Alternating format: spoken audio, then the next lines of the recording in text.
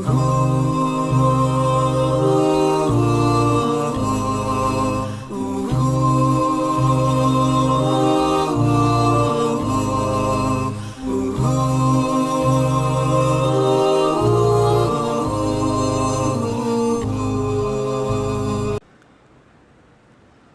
بھائی اگر چاہتے ہو کہ جنتی فرقے میں داخل ہو تو آپ صلی اللہ علیہ وسلم نے فرمایا میرے اور صحابہ کے طریقے میں، اور اس میں سب صحابہ داخل ہیں. وہ طریقہ کیا ہے پھر میں انشاءاللہ بیان کروں گا کسی اور موقع پر، اس سے صاف پتہ چلتا ہے. اور یہ یاد رکھو صحابہ کرام سے ہم یہ اس کے قائل نہیں ہے کہ ان سے غلطی نہیں ہوئی، ان سے یہ اس کے قائل نہیں ہے، وہ غلطیاں ہونے کے باوجود بھی مغفور ہیں. غزوہ احد میں جو صحابہ جن کو شکست ہوئی پیچھے بھاگے، قرآن نے ان کی معافی کا ذکر کیا ہے. غزوہ حنین اور غزوہ حنین میں جو صحابہ پیچھے ہٹے ہیں، قرآن نے ان کی معافی کا ذکر، اور معاف اپنوں کو کیا جاتا ہے کہ بھائی ہمیشہ ساتھ دیا، اس دفعہ غلطی ہو گئی. اپنوں کے ساتھ انسان کا ظرف کیا ہوتا ہے؟ وسیع ہوتا ہے. تو اللہ ہمیں صحابہ سے محبت نصیب فرمائے. اور یہ جو آج کل چورن چٹنیاں بیچنے والے، جو کبھی حضرت معاویہ کبھی حضرت ابو سفیان، ان کو مجھے روافض پہ اعتراض نہیں ہے، ان کا تو مذہب ہی ہے. بہت سے لوگ جو اہل سنت والجماعت کا لیبل لگاتے ہیں، اپنے آپ کو سنی کہتے ہیں، وہ اس پروپیگنڈے کا شکار ہیں. تو آپ کے سامنے کوئی صحابی کی غلطی بیان کرے، پہلی بات تو یہ کہ بعض دفعہ غلطی ہوتی نہیں ہے، آپ کو لگ رہی ہوتی ہے، تو آپ بتاؤ کہ بھائی اگر غلطی ہے تو اللہ کی طرف سے کیا ہے؟ ان کی نیکیاں، ان کی نیکیوں کا پلڑا ان کی برائیوں کے پلڑے سے وزنی ہے.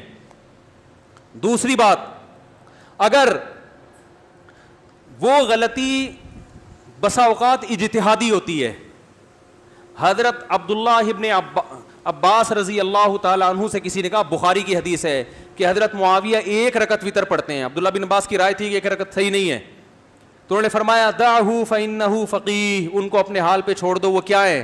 فقیہ، مجتہد ہیں، وہ اجتہاد کر سکتے ہیں، وہ میرے مقلد نہیں ہیں. یہ مطلب ہوا. تو عبداللہ بن عباس اہل بیت میں سے ہیں یا نہیں ہیں؟ اور حضرت معاویہ کی فقاہت اور ذہانت کی تعریف کر رہے ہیں. اور آگے چلو، بعض لوگ کہتے ہیں ہم معاویہ کو صحابی نہیں مانتے. اسی حدیث کی دوسری سند میں ان کے صحابی ہونے کی دلیل عبداللہ بن عباس سے ہے. کسی نے کہا معاویہ 1 رکعت وتر پڑھتے ہیں، عبداللہ بن عباس نے کہا دعہ فإنہ قد صحب النبی صلی اللہ علیہ وسلم، معاویہ نے نبی کی صحبت اٹھائی ہے. صحیبہ، صحابہ صحابی سے لکھنا نا، ماضی اس کا صحیبہ، مضارع یصحبو.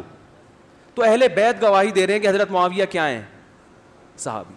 باقی ان کا جو حضرت علی سے اختلاف ہوا، سیاسی اختلاف تھا، اجتہادی اختلاف تھا. حضرت علی حق پر تھے، حضرت معاویہ غلطی پر تھے، اہل سنت والجماعت کا عقیدہ ہے. مگر اس غلطی کی بنیاد حکومت کی لالچ، نفس پرستی نہیں تھی. حضرت عثمان کے قاتلوں سے انتقام کے لیے حکومت کو مجبور کرنا. پھر بھی ہم کہتے ہیں غلطی تھی، ہم اس کی غلطی کی توجیہ نہیں کرتے، ہمارا ظرف ہے.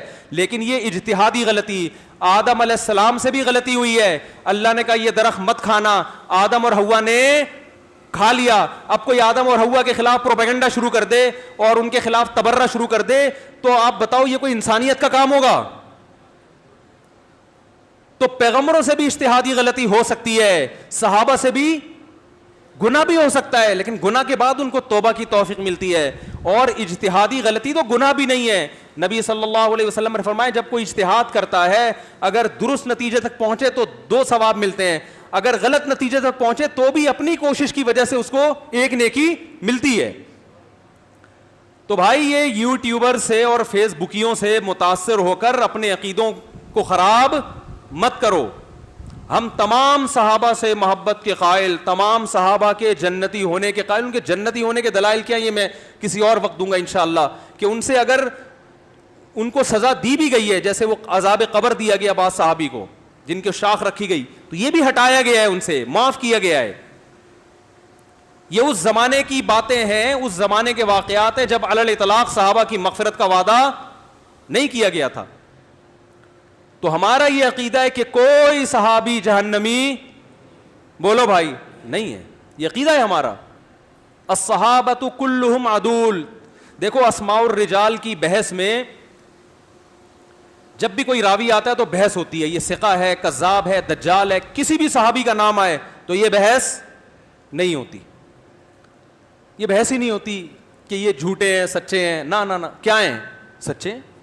حضرت معاویہ سے کوئی حدیث, صحیح بخاری میں حضرت معاویہ سے حدیث منقول ہے رضی اللہ عنہ کہ نبی صلی اللہ علیہ وسلم کو میں نے ایسے دیکھا, ممبر پہ جب آپ بیٹھے, حضرت معاویہ جب جمعے کی دوسری اذان کے وقت ممبر پہ بیٹھے, پہلے تو دوسری اذان ہی پہلی ہوتی تھی, تو انہوں نے اذان کا جواب دیا, تو پھر لوگوں سے فرمایا کہ میں نے نبی صلی اللہ علیہ وسلم کو اسی طرح جواب دیا. اس لیے میرا فتویٰ, ہمارے جامعہ کا بھی فتویٰ یہ ہے کہ جمعے کی دوسری اذان کا جواب دینا بھی کیا ہے, یہ سنت عمل ہے.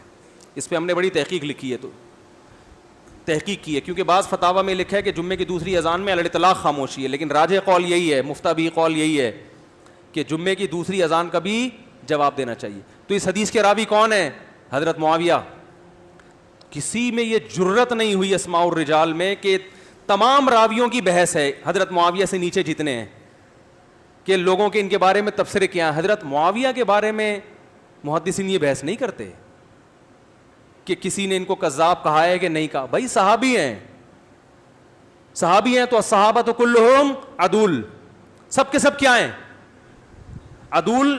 ممکن ہے کچھ لوگ لغوی اعتبار سے علماء اعتراض, عدول یہ مبالغے کا صیغہ ہے, عدول کے لفظ بھی ہیں عدول کے بھی ہیں, تو عدول عادل کی جمع اور عدول یہ جو ہے وہ صیغہ صفت ہے. تو سب کوئی بھی حدیث حضرت معاویہ سے منقول ہوگی تو اہل سنت والجماعت کے وہاں کیا ہوگی, وہ حجت ہے. اللہ تعالی ہمیں صحابہ کی محبت نصیب فرمائے, ہمارے ایمان کی حفاظت فرمائے, اور دشمنان صحابہ کے شر سے اللہ ہمیں محفوظ فرمائے. وما علینا الا البلاغ.